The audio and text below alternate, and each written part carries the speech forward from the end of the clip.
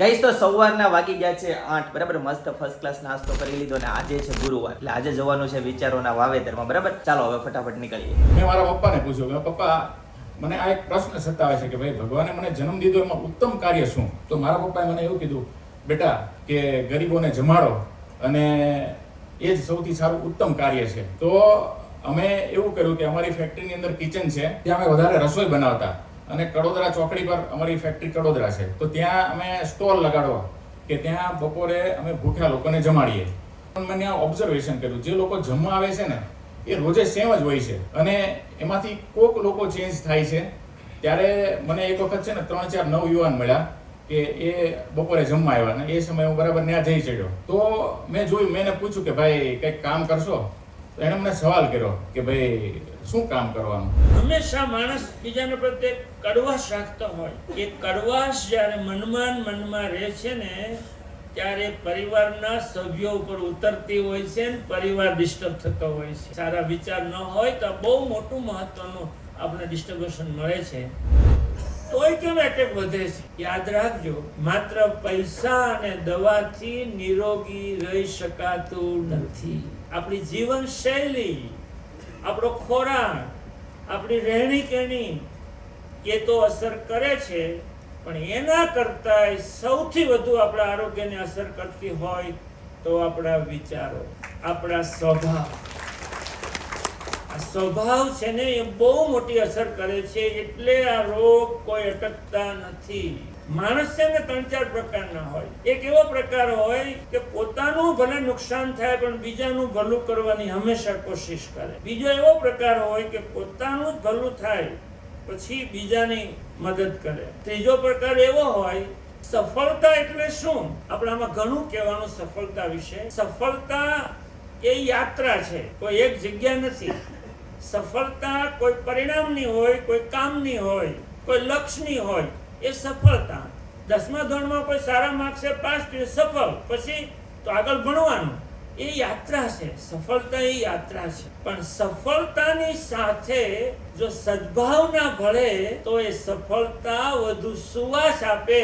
ખૂબ સંપત્તિ હોય, પૈસા હોય, પણ જીવનમાં શાંતિ ન હોય, ખૂબ સુવિધાઓ હોય, એની વચ્ચે રહેતા હોય તોય થોડીક નિરાશા હોય. આપણી પાસે ઘણું બધું હોય તો સંબંધો ન હોય, નજીકનું માણસ કોઈ આપણી પાસે આવતું ન હોય તો કંઈક ઘટે છે. એટલે પૈસાથી સુખી જીવન નથી જીવી શકાતું, સદભાવનાથી સુખી જીવન જીવી શકાય છે.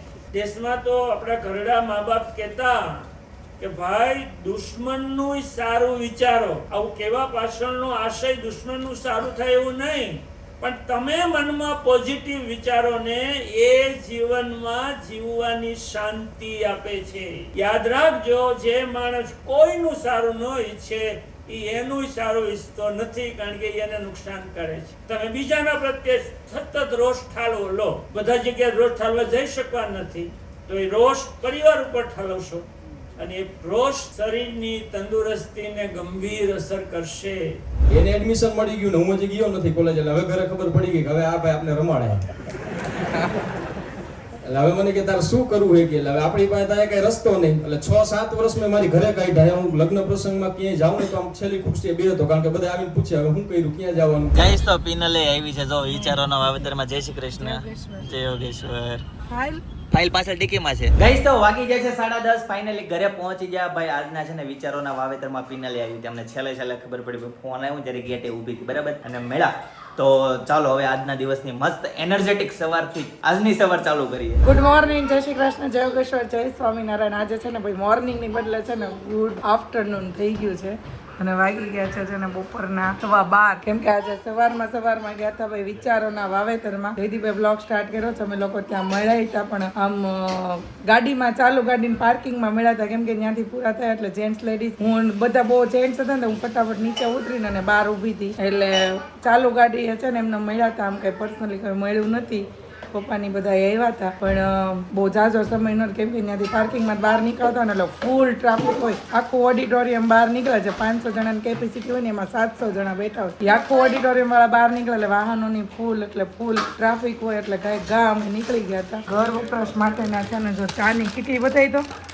મને એટલી બધું લઈ દેવાનું છે દાદી મારે. જો તો આ છે ને ચાની કીટલી ફ્રૂટની ટોપલી તમે લોકો છે ને કઈ બહુ કોમેન્ટ કરતા કે પ્લાસ્ટિકની ટોપલીમાં તમે રોટલી ન મૂકો તો એની માટે છે ને મેં આજે સ્પેશિયલ જો શોપિંગ કરી છે ભાઈ કે વુડન ટ્રે લાકડાની ટ્રે છે ને મેં લીધી છે ભાઈ રોટલી મૂકવા માટે તમારા બધાની વાતને માન રાખી અને મેં 420 રૂપિયાનો ખર્ચો કર્યો છે આજે અને જોકે અમારી માટે જ કર્યો છે તમે કીધું એ સારું કહેવાય કે તમે અમને ગાઈડ કર્યું એમ પણ આળસમાં જતું હતું પણ આજે હું પેતાની શોપે ગઈ અતુલભાઈની શોપે કોસ ગર્લ્સ વેરમાં તો ત્યાં બાજુમાં હતી ને મેં જોયું તો પછી લઈ લીધી અને ત્યારે મેં તમને બધાને યાદ કર્યા હતા કે અમારા સબસ્ક્રાઈબરોની બહુ કોમેન્ટ આવે છે કે પિનલ દીદી તમે પ્લાસ્ટિકની ડીશમાં ભાઈ તમે રોટલી ન મૂકો વુડન ટ્રે અથવા તો વાંસની ટોપલી લો પણ વાંસની ટોપલી એમ લાવ્યા હતા પણ ભાવી નહીં એટલે એ પાછી મૂકી દીધી એટલે અમે વુડન ટ્રેનો હવે ઉપયોગ કરશું ભાઈ એટલે શોપિંગ આપણે કરી લીધી છે અને જમવામાં મમ્મીએ આજે શું બનાવ્યું છે ભાઈ દાળ ભાત તો રોજ હોય જ છે શાક શેનું છે એ જ પૂછવાનું હોય કર્યું છે મગનું ઓકે કેમ કે દાળ ભાત ને બધું રેગ્યુલર હોય પણ મગ ને આ ભાઈ જો ચાકાન પેકેટ એ તો તું બધા પેકેટ તોડમાં કઈ નથી આપણું ઈ છે મામીનું અને આ જો હજી ઉપર અતુલભાઈ ઠેલો લઈને આવ્યા ને ત્યાં તો ભાઈ છે ને જો વીકવા મળ્યા બે કેવા આમ જો ઈ ડસ્ટબિન આપણું છે ત્યાં કેટલી વસ્તુ લીધી? મેં નથી લીધી ઘર વપરાશ માટે લીધી છે એટલે ભાઈ વધાડ કરે છે કે તે કેટલી વસ્તુ લીધી એટલે તું એટલી વસ્તુ લાવી છે ને હું એટલી વસ્તુ લઈશ પણ મારી વસ્તુ એ પર્સનલ નથી ઘર વપરાશની વસ્તુ છે ભાઈને છે ને બધામાં વધાડ જ કરવાનો કે ઘર વપરાશ માટે લીધો ને એટલે હું કઈ મારે લેવી છે એમ એટલે એવું બધું છે ભાઈ અને શ્વેતા કેમ હજી આવી નથી કઈ ખબર નથી તો ભાઈ 2 વ્હીલ લઈને ગઈ છે આજ તો અતુલભાઈ મોટી ગાડી લઈને ગયો તો વહેલો ભાઈ આવ્યો છે ને આજે 3 વાગે ભાઈ મારે સોનોગ્રાફીમાં ભાઈ જવાનું છે લાસ્ટ સોનોગ્રાફી છે ભાઈ આપણી અને શું કહે છે શું નહીં એ પછીથી આપણને છે ને સિઝરિયનની તારીખ લેવાની આપણને ખબર પડે વજન બજનનું બધું જોઈ લઈએ પછી એટલે લાસ્ટ એન્ડિંગ ચાલે છે તમને બધાને જલ્દીથી જલ્દી છે ને અમારે ગુડ ન્યૂઝ આપી દેવા છે તમે બધા અમારી કરતાં પણ વધુ ઉત્સુકતા અનુભવો છો એ હું જાણું છું પણ જલ્દીમાં જલ્દી ગુડ ન્યૂઝ આપી દેવા છે તમને એની સારું ચાલો હવે જમી લઈએ પછી પાછા કન્ટિન્યુ થઈએ અને સાથે સાથે છે ને જતુલભાઈની શોપે હું ગઈ હતી ને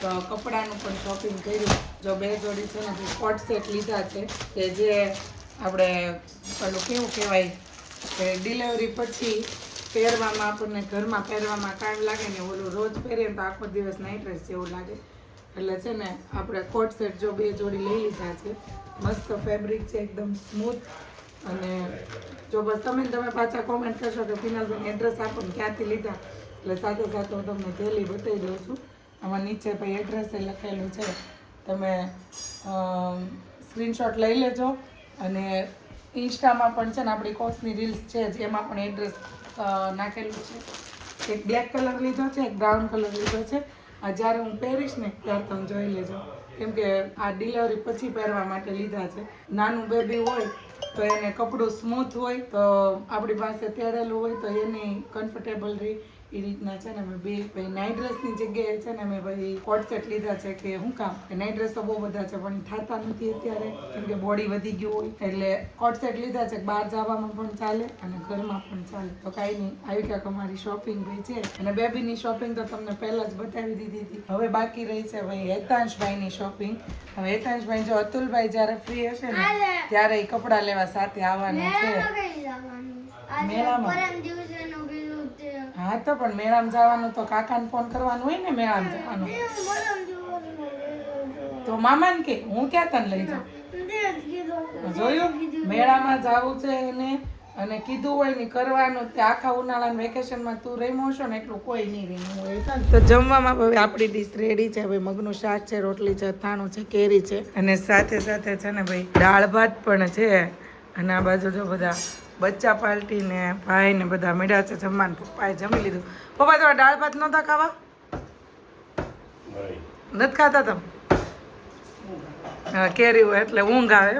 હવે ભાઈ ઘણી વખત એવું ચિંતનભાઈ કહે કે હું દાળ ભાત ખાઈ લઉં ને તો મને બહુ ઊંઘ આવે. ઘણી વખત કહેતા હોય એટલે પપ્પા કે દાળ ભાત ખાઈ લઉં, પણ એ બહુ સારું કહેવાય. કા રોટલી ખાવાની કા દાળ ભાત ખાવાનું, બેમાંથી એક જ ખાવાનું. અમે હર્બલ લાઈફમાં ક્લબમાં જતા ને ત્યારે એવું કહેતા, કાં તો તમે શાક રોટલી ખાઓ અને કાં તો દાળ ભાત ખાઓ, અલ્ટરનેટ ખાઓ. તમારે જો બે વસ્તુની જરૂર હોય તો એક દી આ ખાઓ ને એક દી આ ખાઓ, પણ બે વસ્તુ સાથે ન ખાવ એવું અમને કહેતા. ગાઈસ તો બપોરના વાગી ગયા છે 1:45. ફાઇનલી ઘરે પહોંચી છે. મમ્મી એનું શાક બનાવ્યું છે આજે?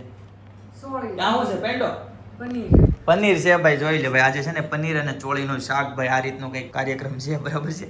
સાથે છે કેરી. અને અનેરી છે ને 2 થી 3 દિવસથી ભાઈ મળી નથી, વ્લોગમાં આવતી નથી, કેમ કે ગઈ છે ભાઈ એના મામાની ઘરે. ક્યારે આવવાની છે હવે? હવે તો રોકાય એમ કે છે.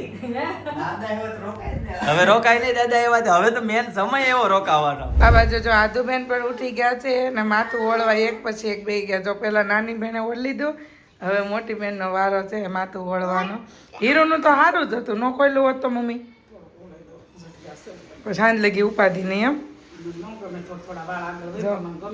કેવી બી બેહી ગયું છે. નાધું નસીબ ભાઈ દેવ માતાજી મઢમાં નથી, દેવ દાણે નથી એવું ને, માતાજી મઢમાં નથી હજી ભાઈ. આદુ બેન આદુ નીચે જાઓ ને બટા.